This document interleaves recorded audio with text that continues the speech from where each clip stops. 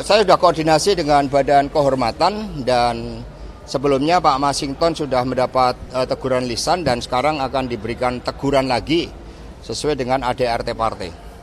Setiap anggota partai harus berbicara sesuai dengan ruang lingkupnya. Pak PDI Perjuangan menghormati posisi PKS dan Demokrat yang berada di luar pemerintahan. Di dalam pidato Rakernas PKS, kita bisa melihat kritik yang berikan kepada Pak Jokowi dan itu sesuai dengan ruang lingkup PKS yang memberikan kritik kepada pemerintah sebagai check and balance dalam demokrasi. Kurang elok dengan berbagai perbedaan ideologi kami tidak mengambil sikap politik atas kerjasama dengan PKS. Dan saat ini posisi PDI Perjuangan mendukung Pak Jokowi. Sehingga tidak mungkin juga kita bekerja sama dengan Pak Jokowi dan pada saat bersamaan ada pihak-pihak yang terus menyerang pemerintahan Pak Jokowi dan kemudian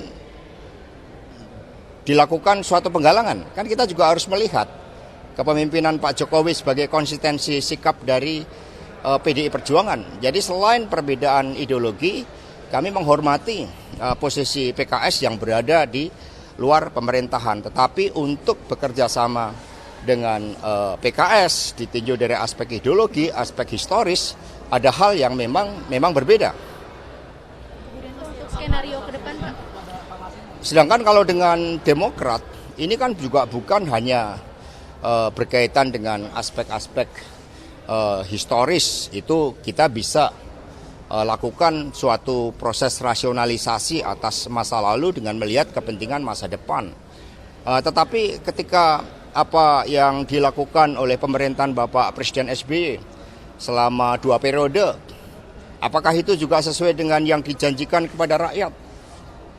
Dan dalam disertasi saya juga menunjukkan ada perbedaan yang fundamental di dalam garis kebijakan politik luar negeri, politik pertahanan yang digariskan oleh sejak zaman Bung Karno, Ibu Mega dengan zaman pemerintahan Pak SBY. Sehingga itu merupakan hal yang rasional. Hal-hal yang biasa di dalam demokrasi, ada suatu partai yang betul-betul bisa bonded membangun kerjasama, ada yang berbeda.